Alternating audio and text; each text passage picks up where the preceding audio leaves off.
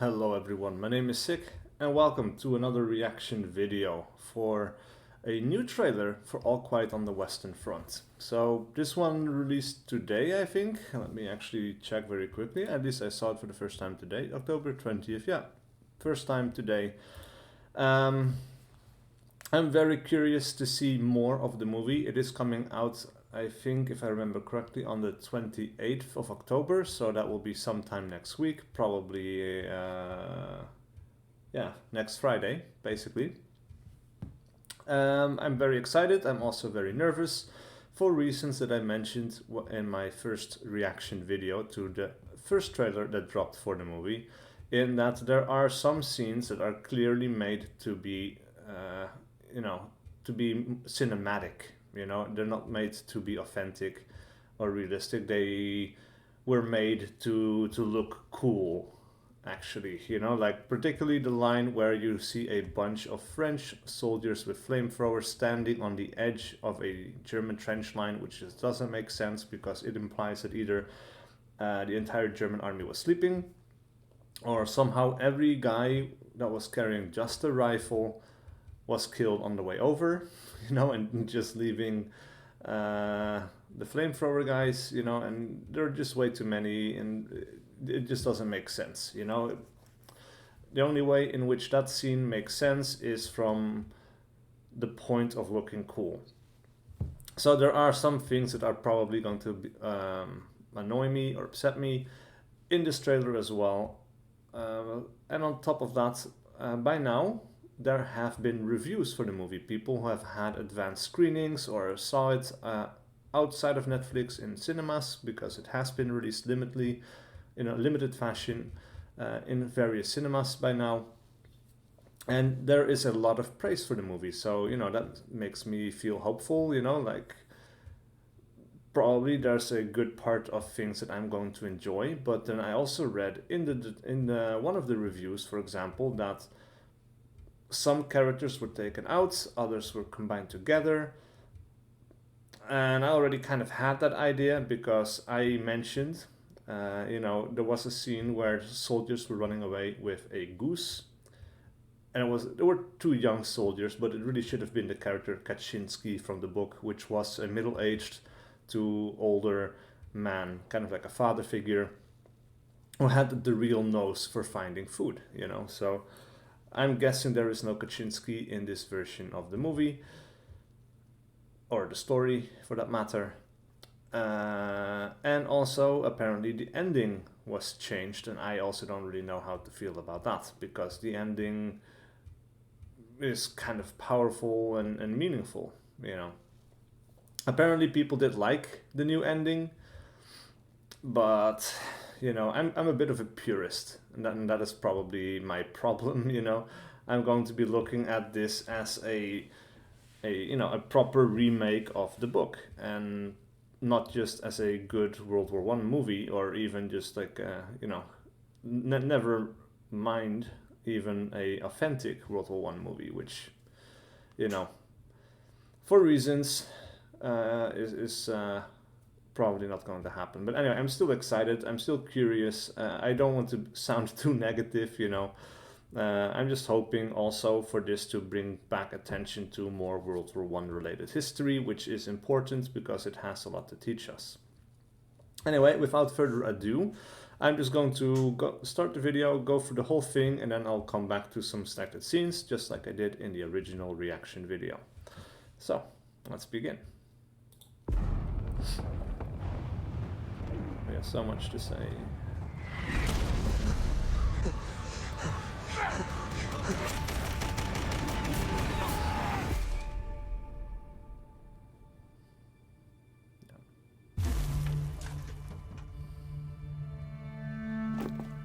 Nächster. Paul Bäumer. Ich möchte noch nicht loslegen.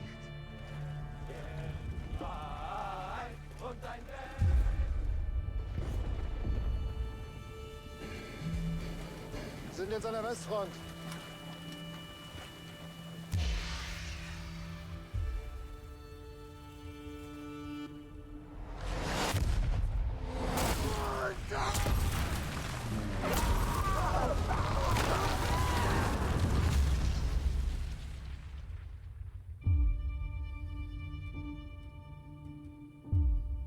mehr als 40.000 Tote allein in den letzten Wochen. Es ist vorbei.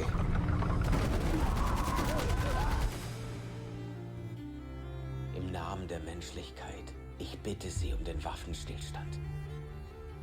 Vous avez 72 heures pour accepter nos conditions. Ich werde nicht kapitulieren. Meine Mutter wollte nicht, dass ich in den Krieg ziehe. Ich wollte ihnen zeigen, dass ich das kann. Ach, Paul. Ja, wenn wir nach Hause kommen.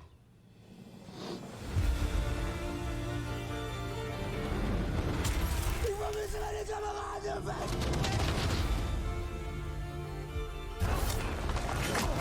Schließen wir Frieden. Es ist weg! Ich habe Angst vor dem, was kommt. Du musst jetzt tapfer sein. Für die, die es nicht geschafft haben. Für uns alle.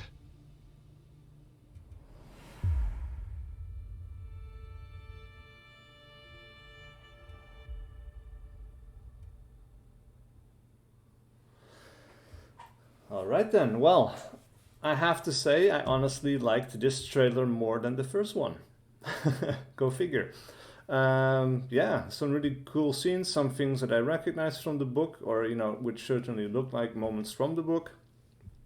Yeah, let's just go from the beginning, and I'll just, you know, stop at things that caught my attention, and let's have a look. So obviously we have this this quote at the very start. Good looking battlefield, you know, it's completely destroyed, shell holes everywhere. I just noticed for the first time actually that there's a guy, you know, firing off a flamethrower right here, but he has friendly troops just in front of him. And there's just a muddy ditch. You know, that is just something like, well, maybe these guys missed someone, you know, it's possible. Let's just assume for the moment that that is the case, and, you know, suspend my disbelief for a second. Starts off with this quote: "We have so much to say and we shall never say." That is a quote from the book that is, yeah, is kind of signifies, I guess, the inability of veterans of the war, or most wars actually, you know, their inability to talk about their experiences, you know, like they have so many heavy, deep emotions going through their mind, you know, it does something to a person, but they just cannot express it to people who have not also experienced war, you know. And I have never experienced war. The closest that I can get is reading first-hand accounts and diaries, things like that, and that can only give me some idea even of what it must have been like, you know. And in that case, you know, movies sometimes also help because it's a visual aid, I suppose. But, you know, usually books are more profound, you know. It's hard for a movie to live up to a book, because a book, you know, through the poetry of its language, even if it's not a poem, you know, or a poetic book, you know, there's like a literary quality to writing sometimes that just hits you in a way that like a scene from a movie never could. So a lot of things that is going through a character's mind, you know, you can read all of his thoughts and feelings in the book, and in a movie you just kind of have to read it off of his face, which requires great acting, you know, and also, I guess, the viewer's ability to empathize or feel empathy for the characters and read into those emotions that the characters or the actors are displaying. So yeah, I think, you know, this is one of those quotes that really does say something about the soldier of World War One, and I think it's quite appropriate.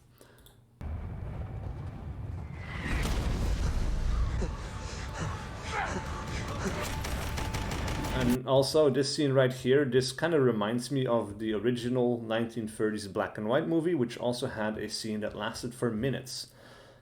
where it's just like a machine gun, and it's just just shooting soldiers, and it just doesn't stop. I guess it's not even one machine gun. I guess I don't remember fully. I just remember that it lasted for a long time, and soldiers just kept on dying, kept on going. I guess you don't see a particular machine gun. They just kind of like pan along the trench as people along the trench are firing into the advancing enemy, and there's just people dropping this whole time, just minutes, every second or every split second there's somebody dying, and like you just hear the machine guns and the rifle fire, and it's just mayhem. And this scene is basically that, but I guess it's something that you would see in most World War One movies, I guess, like, because it's trench warfare, you have to charge the trench, you're going to see a lot of people die to machine gun fire, rifle fire, and so on. But still, for some reason, that just immediately brought me back to the 1930s movie, which is also actually very, very close retelling of the book. So there's that as well.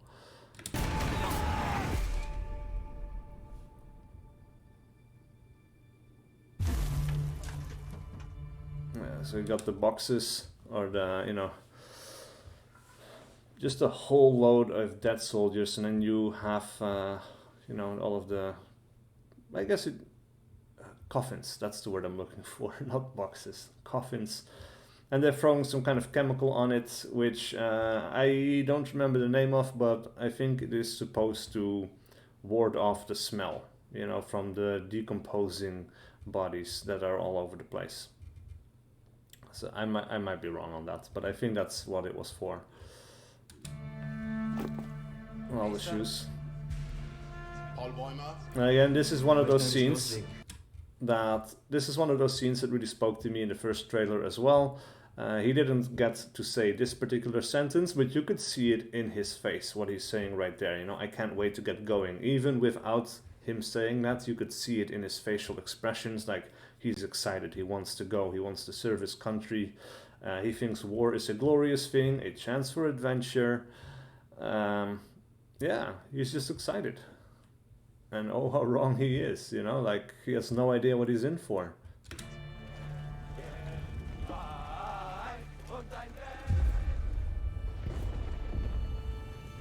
The trenches. This scene here confused me a little bit, like nobody's wearing gas masks. I guess, there is a story reason as to why he is wearing his gas mask right here, and he's the only one. But clearly in this particular occasion, there's no need to be wearing the gas mask. Also, it would give you a headache, because gas masks of that time were not, were a recent invention. At the start of the war, gas masks and gas warfare did not exist. And gas masks only came after the first introduction of gas warfare.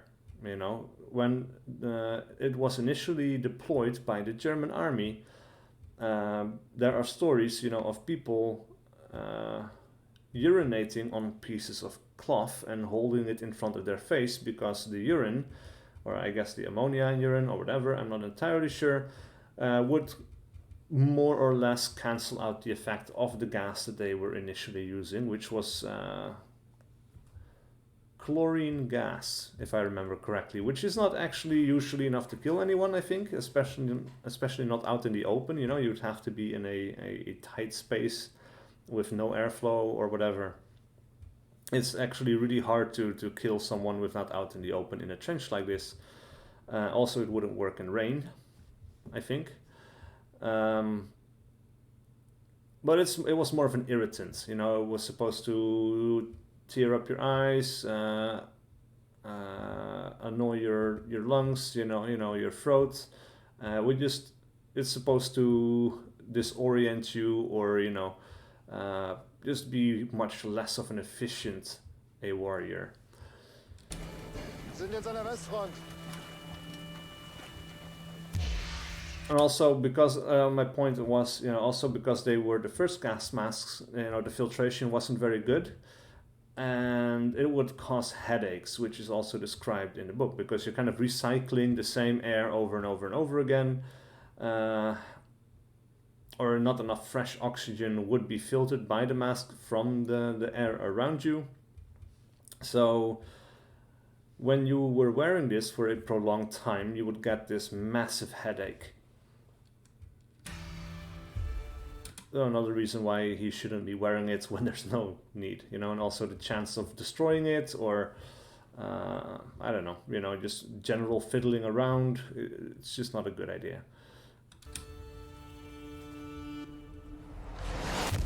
Look at their young faces. And also this scene right here is something that is really, really powerful, you know. Also from a cinematic point of view, and this is actually where I kind of like it. You've got the orange on the right, you know, the kind of whitish blue on the left, which is a very powerful combination, you know. It works on many different levels. But just like the claustrophobic nature of being underground in the trenches, explosions going on off all around you, and also we see the collapse of this particular point of the trench, people freaking out because they don't know that if the next shell is going to come in and just cave in the whole thing, kill them all.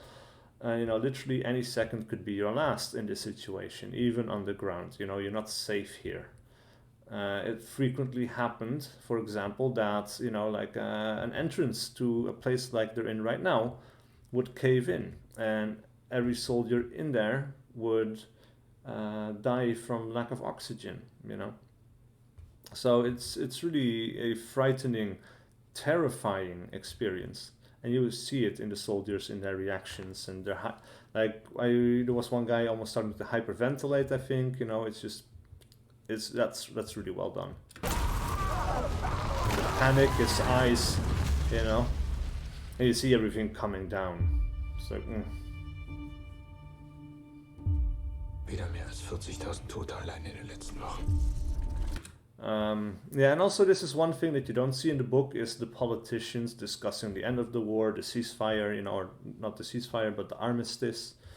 That is not something that is in the book. That is something they added for dramatization. I don't know why.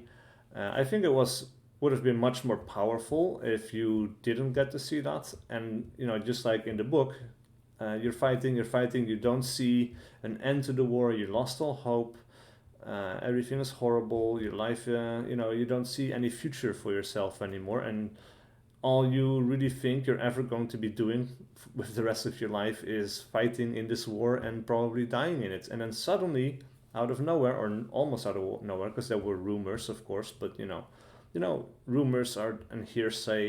You can't rely on it. You know, it's like a cruel dream. So a lot of people didn't really believe in it. I guess, you know, they were hopeful, but hope is also something that can kill you. You know. But then suddenly, just one day, the war ends. And, you know, just like, imagine that you're just fighting in the morning, because it stopped at 11, on the 11th of November, I think, of 1918. Imagine just waking up to gunfire, artillery shells going around you, and suddenly the war is over. You can just get out of the trench and walk around this place that previously, you know, for the last 4 years, you would have been killed outright if you did that. So, just crazy. And that would have, I think it would have been more impactful if they didn't show the political scenes. Also, of course, you know, the massive amount of rats that you see in this scene, something that is very true to the nature of that war. The rats grow fat on just all the food that they steal, but also, of course, the decomposing bodies. They would eat, you know, they would call them corpse rats, you know, and they would grow fat and ugly, and just like the soldiers hated the rats with a passion, you know, trying to protect your food from them, because they would literally get to everything. Like, I remember from the book, they described that at one point they had bread hanging from a rope in the middle of a room, and it was just like hanging up like chest height or whatever, you know, and it was hanging from the ceiling in the middle of the space that they were in. So you would think there's no way to get there, but somehow a rat still got to it, you know. Yeah, crazy. Es ist vorbei. Also the tanks, man. It's Im Namen crazy. der Menschlichkeit, ich bitte Sie um den Waffenstillstand. Vous avez 72 heures pour accepter nos conditions. Ich werde nicht kapitulieren.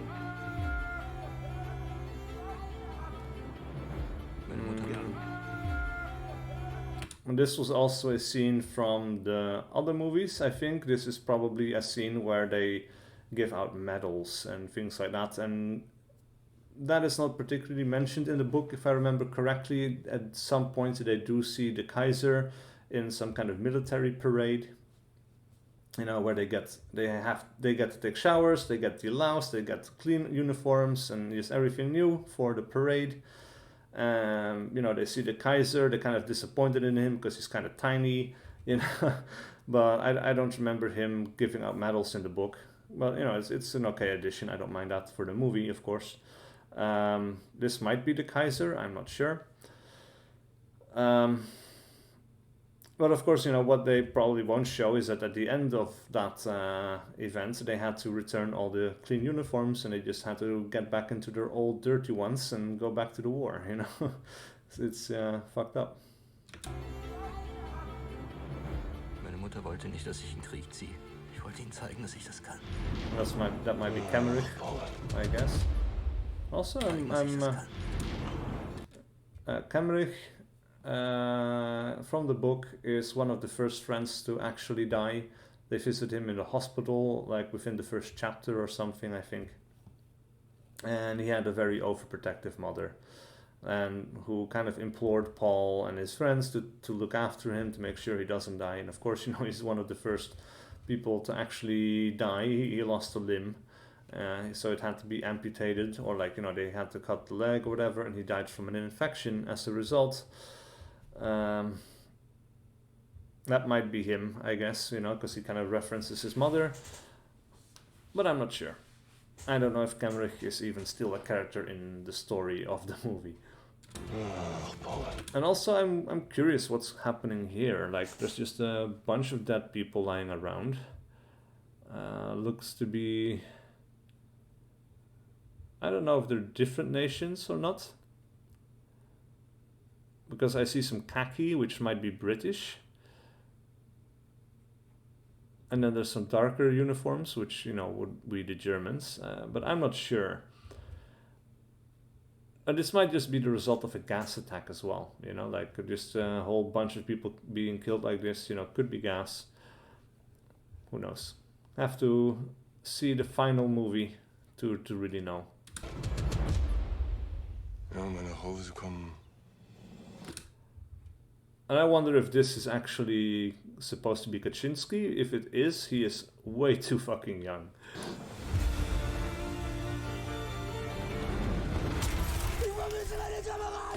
Also, this might be close to the end of the movie, obviously, since a lot of his friends have died. This is also something that, you know, is described in the book. Slowly, most of his friends start dying. He kind of, you know, ends up not entirely alone, but, you know, there's new recruits. He doesn't really know their names, their faces, doesn't really care at that point anymore, because they're probably just going to die anyway the next day. But the most powerful thing to Paul in the book, you know, is the friendship of his comrades. They are what keeps him going. You know, I remember him saying in the book that the voices of his comrades meant more to him at that point in his life than his own mother, you know, because she at that point could not provide him something, you know, that she would not be able to understand him anymore. He's a different person now, and, you know, he'll be a stranger when he comes back. But his comrades, they understand him in a way that nobody else does anymore, and will never be able to.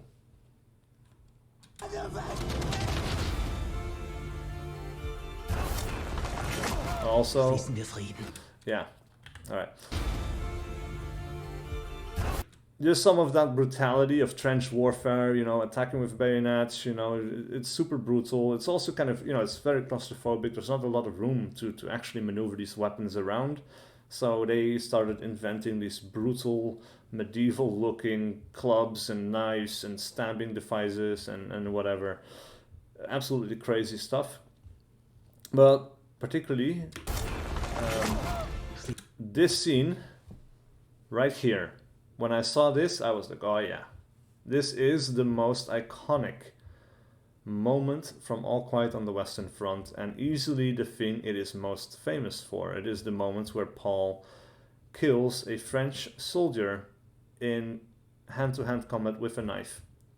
And he is in a trench, or he's not in a trench, he's in a shell hole here, out in no man's land, and you can see it's daylight now, you know, like it's like a morning attack by the French. It failed, it was repelled, and as they retreat,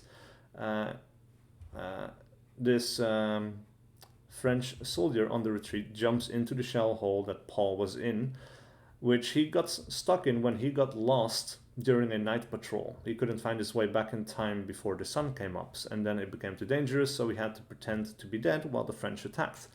And then at the end, you know, the French retreats, this guy jumps into the shell hole and he ends up killing him with a knife, except he doesn't kill him immediately. He stabs him in blind panic, and then that soldier just takes the whole day to die. And at that point, you know, he's not panicked anymore, but he cannot bring himself to cold-bloodedly stab the French soldier again to finish the job. You know, so he's stuck there listening to this French soldier slowly dying, and he has this whole revelation in the book, which is just, it's really, like I said, what the book is most famous for. So that is a scene they should absolutely nail in any of the movies. Schließen wir Frieden. Es tut mir leid. Ich hab Angst vor dem, was kommt. Also, this is just super brutal. Drowning someone in mud, you know, I don't remember that from the book, but, you know, I don't doubt it happened in real life at some point, which is just terrifying to think about. Du musst jetzt tapfer sein. Für die, die es nicht geschafft haben. Yeah. Some of those scenes, you know, we saw from the previous trailer, and I reacted to them before, so I'm not going to go through that whole thing again. Similar to this, those last few bits we've seen before. I was kind of more or less on the flamethrower thing, you know, like I said, it's good cinematography, it's bad authenticity. It's something I can get past, I suppose, if they nail everything else, but I'm still kind of on the fence. Like, this trailer does seem more promising. It's a bit less heavy on the action and a bit heavier on the story, which I appreciate, because the story really should be the main thing of All Quiet on the Western Front. It's not about, it's about the war, it's about fighting and what that is like, but mostly it's an exploration of the soldier's psyche, what it is doing to his mind and his way of thinking, you know. But, you know, his mind obviously is changed by the things he sees, so that is also a very important part of the movie. But they should work hand in hand, is what I'm trying to say. It shouldn't be all fighting and very little character or whatever, you know. Like, there needs to be the internal monologue, the struggles that should kind of be represented in the movie. And I don't think there will be internal monologue here, but that's also fine.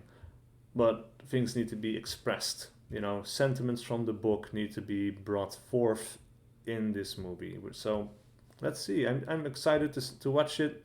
I don't think I will hate it based on the two trailers that I have now seen.